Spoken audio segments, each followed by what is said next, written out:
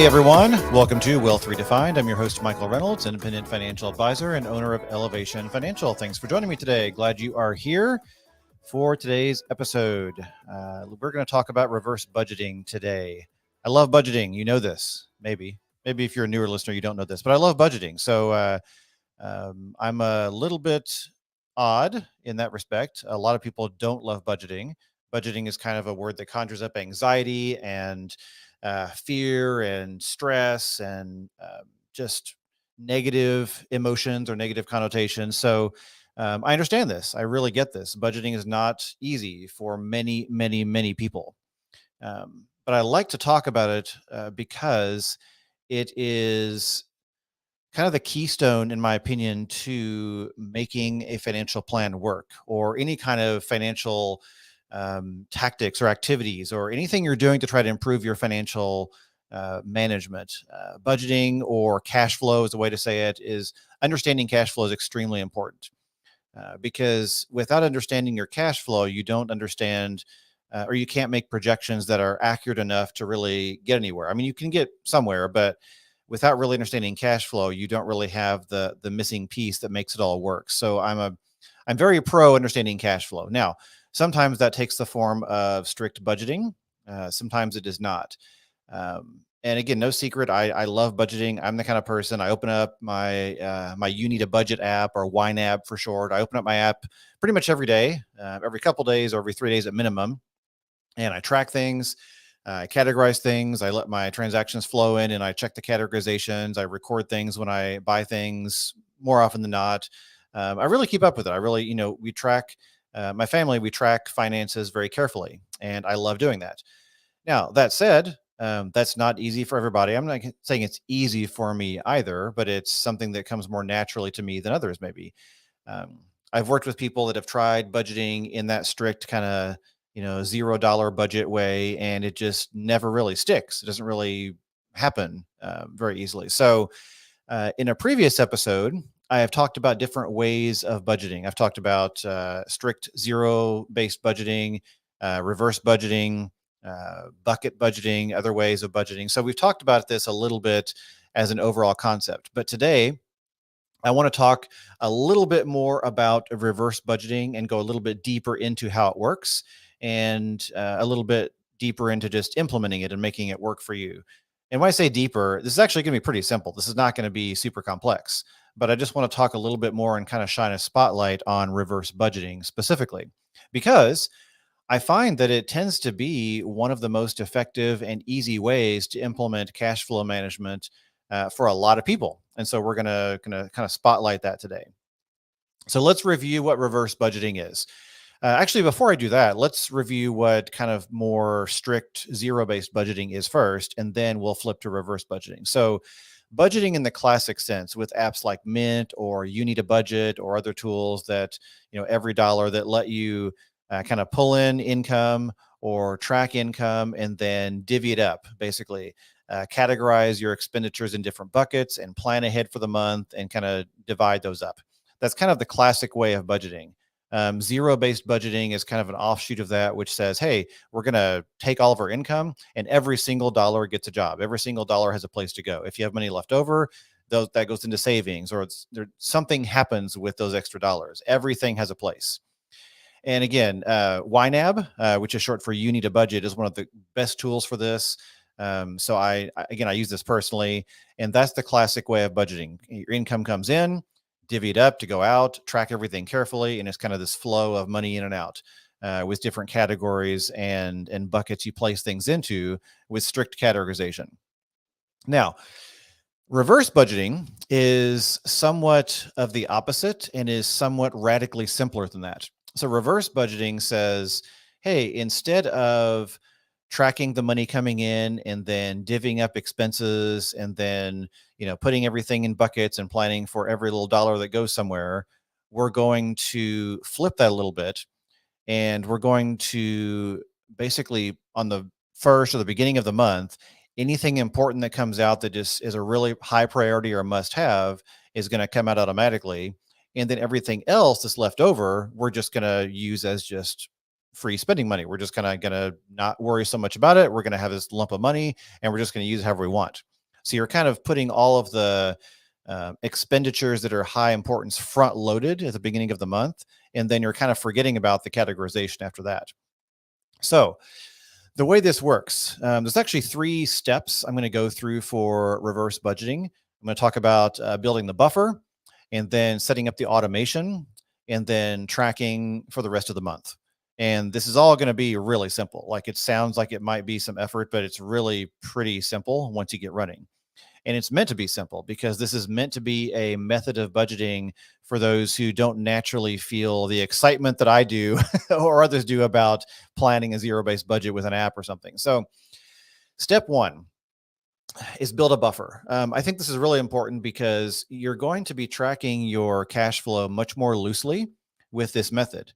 It's not going to be as strict or as accurate, honestly, as strict or classic, zero-based budgeting. So you're going to want a buffer. So this is going to be different for everybody. It might be a few $100s, might be a few thousand, might be more, depending on your household, your income, your cash flow, what everything looks like. But you want to have at least enough of a buffer in your main checking account that you've got some overflow if something doesn't line up exactly in the month. So this is all based on your primary checking account. You're likely going to have additional accounts like your short-term savings, maybe sinking funds for things, investment accounts over here, Roth IRAs, et cetera. All that stuff is outside of this account.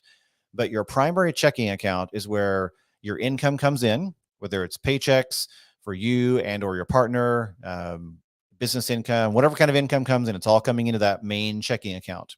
And then your expenses come from that account as well. So it's kind of your clearinghouse, your traffic stop account where everything comes in and out. So this main checking account needs to have a buffer. So you'll need to decide what that buffer looks like for you and what's appropriate, but that buffer is really important. So you want to, as a step 1, build up enough of a buffer that you've got some overflow. So let's say you spend, let's just make up a number. Let's say $3,000 a month, comes in and out of your account. I'm just making up a number here.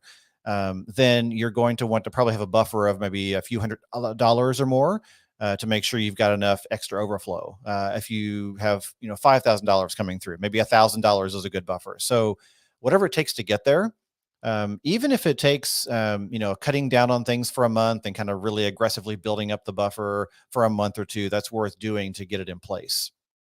Maybe you've got some money sitting in savings that you can afford to pull over and just kind of dump into your checking account to create and prime that buffer.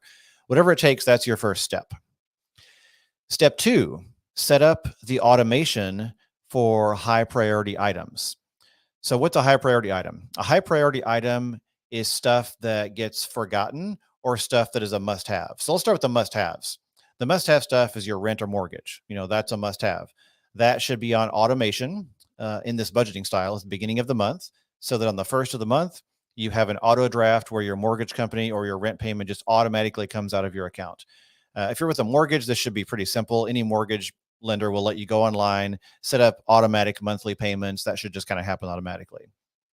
If you're paying rent, maybe a little tougher because not all rent payments are this high tech. So they may require a check. So in your online banking, you'll want to set up automated payments from your online banking to automatically push that out on the first of the month. So the point is, the high priority stuff needs to leave your account at the beginning of the month. Again, after you've built up this buffer, income comes in plus your buffer gives you enough so that at the beginning of the month, you don't fall short. You have enough in there sitting in the account to get these automations started. So rent or mortgage comes out. You're also going to want to set up things like your internet payments, your cell phone bills, anything else that is a must-have, stuff that you just can't do without. So these are going to be things that are basically critical to operating your household, whether you're single or with a partner or kids. Your household is defined as whatever comes out of your finances at the beginning of the month for things you must have. And again, there's a number of things, but again, rent or mortgage is one example. Cell phone bill, internet, things like that. Utilities, if possible, if you can time that at the beginning of the month, that would be ideal. And the automation here is key. So whatever system you need to use, make sure these things are automated. Make sure it happens without you doing anything. Because remember, the nature of this budgeting system is that it's great for people who are not as detail oriented about budgeting. And because of that, we want to automate as much as possible to free you of the details you would normally have to worry about. So if your rent or mortgage is coming out automatically, your cell phone bills automatically coming out, your internet, all the stuff at the beginning of the month is just happening with auto drafts and recurring online payments. That's going to free you of the burden of having to worry about those details. And the money just disappears from your account, goes where it's supposed to go. Now, let's talk about the stuff that is not necessarily mission critical, but is high priority, but that gets forgotten a lot of times. These are things like contributions to your Roth IRA. 401k contributions, if you have a W-2 job, that's going to happen automatically. So that's kind of already in place. But let's say it is saving for vacations, saving in your Roth IRA, saving in your building up your emergency fund higher, saving in 529 accounts for the kids. All this stuff is going to be stuff that's high priority and important, but often gets forgotten. So if you think about it, what usually happens if you're not doing any kind of budgeting? You're going to pay your rent or mortgage likely. You're going to pay all that stuff on time. And then you're going to, buy groceries, go out to eat, do fun things, all the stuff you normally spend money on. And then by the end of the month, you're like, well, bummer, I didn't contribute to my Roth IRA. I'll do it next month. And then next month, same thing happens. And 6 months go by and you haven't contributed anything to your Roth IRA for this year, or your emergency fund hasn't grown any, or the kids' 529 accounts haven't gotten any additional contributions. So these are things that you're important, they're important, but they just kind of get forgotten. They get put on the back burner. So instead, you want to move them to the front burner, move them to the beginning of the month and automate them. So Roth IRA contributions, whatever you're contributing each month or whatever you want to, set that up on automated recurring payments. So at the beginning of the month, same as rent or mortgage or utilities or whatever else, it comes out like everything else. Comes out at the beginning of the month without you having to do anything. If you want to build up your emergency fund further, set an auto draft between bank accounts to make that happen. 529 accounts, taxable brokerage accounts, whatever is a high priority to you that often gets forgotten, gets front loaded. So then you have this automation set up and everything's running. It's just running without you worrying about it. At the beginning of the month, your income comes in plus the buffer to make sure you have plenty of money. All this stuff comes out around the first of the month so that money just kind of flows out as soon as it gets in there and you're good to go. And then after that, you've kind of checked all the boxes for the month. You've checked the box of the must-haves, your household stuff like mortgage and rent and utilities and cell phone and internet. You've also checked the box of my retirement contributions are on track. My savings goals are on track. Kids' college is on track. All the stuff that you want to have on track is on track. Debt payments as well. Put debt payments in there as potentially both must-haves and future goals that get forgotten. So if you have credit card balances you're paying off, or student loans, or car payments, those are going to happen automatically for the most part. Credit card bills, though, they can be tricky because you might just be tempted to pay the minimums and not really pay it off very quickly. So if your goal is to pay off debt, have the right amount come out at the beginning of the month. Have the amount you want to pay off. If it's an aggressive amount, make that amount what comes out automatically and just do auto payments. So after all this is done, you've got the automation in place, you're good to go. By the second or third or fourth of the month, you've got a leftover amount of money sitting in your account. And what do? You just pay attention to it, honestly. Again, this is a less accurate, less detailed way of budgeting, but that is by design. That is because there are many, many, many folks who don't naturally love the detail and the minutia of budgeting, and this is for you. And so the way to pay attention there's a couple ways you can do this. One is if you can bring yourself to track it a little bit, you can use a spreadsheet, you can use a notebook, you can use something. You want to know the number that you have to spend that month. So if you have consistent income, this will be fairly simple. You'll just basically say, okay, add up everything that's coming out at the beginning, and then whatever's left over is my number. That's what I can spend. Write it down, stick it in a spreadsheet. You maybe use an app or whatever, track it. And then every time you spend money on something, you log it, you write it down, you put it in your spreadsheet, and you subtract it from your total. And you just kind of watch yourself throughout the month. And you just kind of watch what's coming out and making sure you're not getting too close to that number, that threshold. Let's say you are extremely not focused on details. You just kind of want to be a free spirit and you're not going to write this stuff down. You're not going to track it. I would rather someone admit that and just work with it than pretend like it's going to happen and then just not do it. So I would say if you're just not going to do it, make sure that you have really good online access to your bank account through a mobile app, through your website. Usually a mobile app is going to be more convenient. So in this way, you're going to basically open up your app for your bank every day or every couple days and just look at it, see what your balance is. Also, look at what's pending because things take a couple days to post sometimes. So you want to look at pending also and see what's up there and kind of mentally subtract that as well. And just kind of every so often, and by that I mean every day or two, honestly, take a look at what's happening in your bank account, get a sense of what's coming out, and just kind of just track it mentally and visually.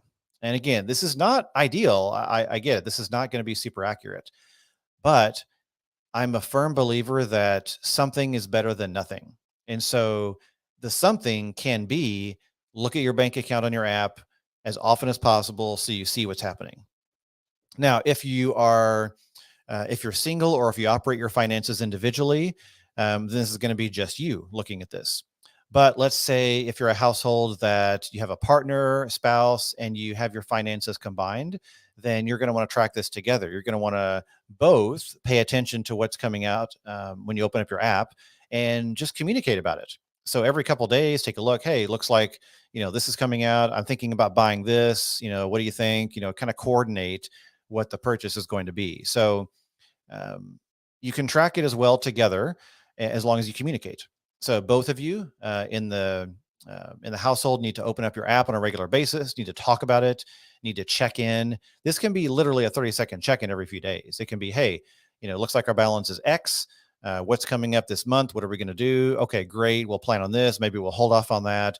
A really quick communication session can really just help you stay in sync.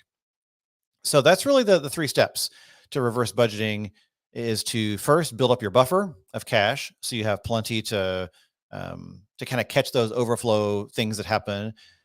Step two, set up your automation for the things that are must have and high priority that get left behind sometimes. Automate those for the beginning of the month so they get sucked out automatically. Step three, monitor and pay attention. And that is your process for reverse budgeting. Now, I sense some people out there saying, wow, this is a relief. Like I've tried budgeting, I've tried YNAB, I've tried Mint, I've tried all this stuff, just never sticks. It feels awful. I hate it. Reverse budgeting sounds great. This is going to be a great kind of more freeing way to budget money. And it is. And I want to kind of reinforce that this can work for many people. Stuff to watch out for. You do have to pay attention. It can be really easy to run out of money before the end of the month because you haven't paid attention. So at bare minimum, you do need to open up your app, look at your balance, pay attention to what's coming in and out. The larger your buffer is, the more you can get away with this. But eventually, if you do it consistently and go over your threshold amount, you're going to run out of buffer. So, pay attention. Just make sure you have a certain minimum balance that you want to keep in place there. So look for that minimum balance. Look for like a high and a low, for example. So throughout the month, make sure your balance doesn't drop below, X $1,000 or whatever. And that's going to be your minimum. So that is reverse budgeting. It's great for people who just, like I said, don't have luck with sticking with zero-based budgeting or detailed categorizations. It's a valid way to budget and manage cash flow, and it can be sustainable long-term. And that automation is really key. That's the key to making it work. Actually, I shouldn't say that because all three steps are key, but the automation is extremely important to set this up. So do the work of setting up the automation in advance.